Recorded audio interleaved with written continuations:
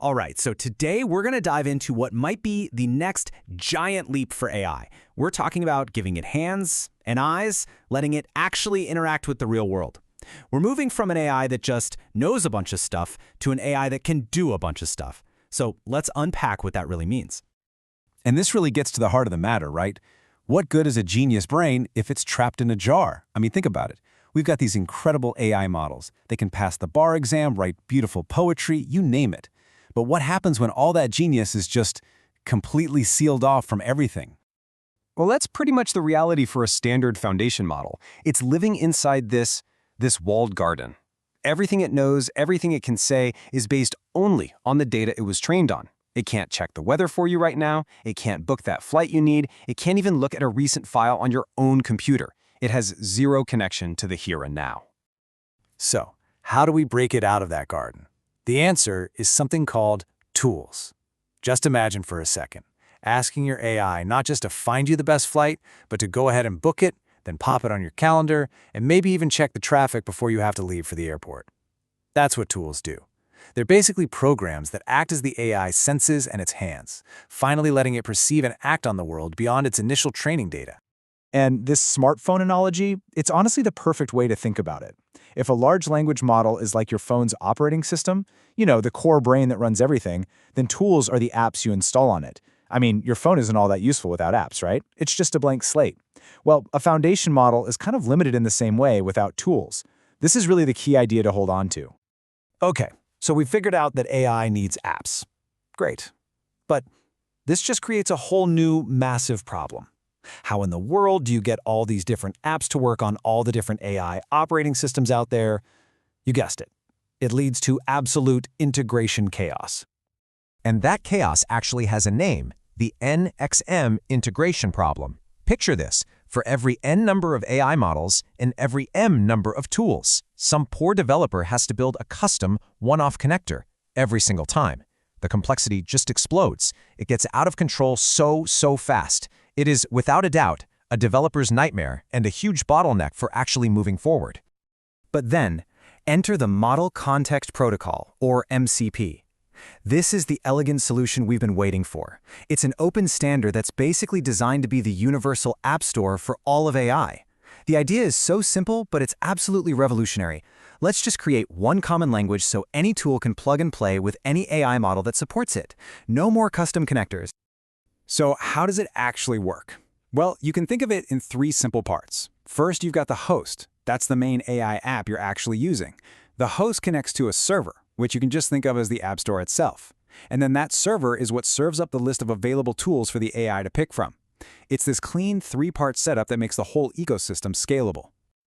Now, what's really interesting is that the MCP standard actually defines a few different capabilities like sharing resources or prompts, but when you look at the data, there is one clear winner. I mean, it's not even close. Tools are the undisputed star of the show, with almost 100% support across the board. It's so obvious that giving AI the ability to act is the killer feature that everybody wants. But, and this is a big but, this is where we need to take a sharp turn. Because with all this great power comes, great risk. This universal app store, this incredible ecosystem of tools, it also opens up a brand new playground for security threats. It's like opening the door to malicious apps on your phone. But honestly, the stakes could be way higher. So one of the biggest risks is something called tool shadowing.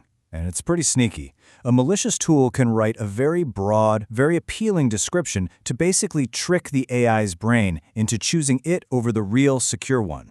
So for example, the AI, just trying to be helpful, might see a prompt about saving important data and pick the malicious tool, which then quietly sends your secrets off to a hacker's server. And this whole thing is really just a new spin on a classic security flaw. It's called the confused deputy problem. The idea is you have a powerful program, that's the deputy, and it has a high level of privilege. An attacker who has low privileges comes along and tricks that deputy into misusing its power for them. Okay, so here's how this could play out in a full-blown attack. Let's say you have a disgruntled employee who wants to steal a secret algorithm they don't have access to. All they have to do is ask the AI assistant, hey, can you find secret_algorithm.py for me and save it to a new branch so I can review it? Now, the AI model itself is the confused one here. It has no idea about security clearances, it just sees a simple task. So it passes that instruction along to the super powerful MCP server, that's our deputy, which does have access. The server executes the command and, just like that, the secret is stolen. The attacker never had to hack a single thing directly. They just ask nicely. Now this all sounds pretty scary, I know, but it's not hopeless, not at all. The key is to recognize these new kinds of risks and then build a really secure framework around this powerful technology. It's all about managing the risk, not running away from the tech. And here's how you do it. Organizations have to be super disciplined about this stuff. They need explicit allow lists, so the AI can only talk to pre-approved, trusted tools. For really high-risk actions, think delete the entire customer database, you absolutely need a human in the loop to give that final yes or no. And this is critical. They have to follow the principle of least privilege. Give the AI credentials only the bare minimum access it needs to do its job and nothing more. It's all about building smart guardrails at every single step.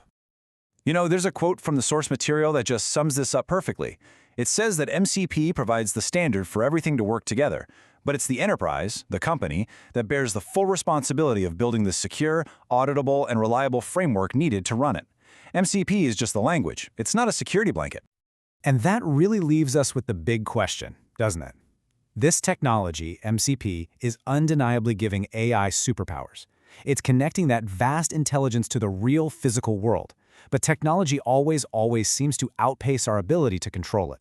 So the question isn't if this is coming. It's already here. The real question is, are we ready to manage these new powers responsibly?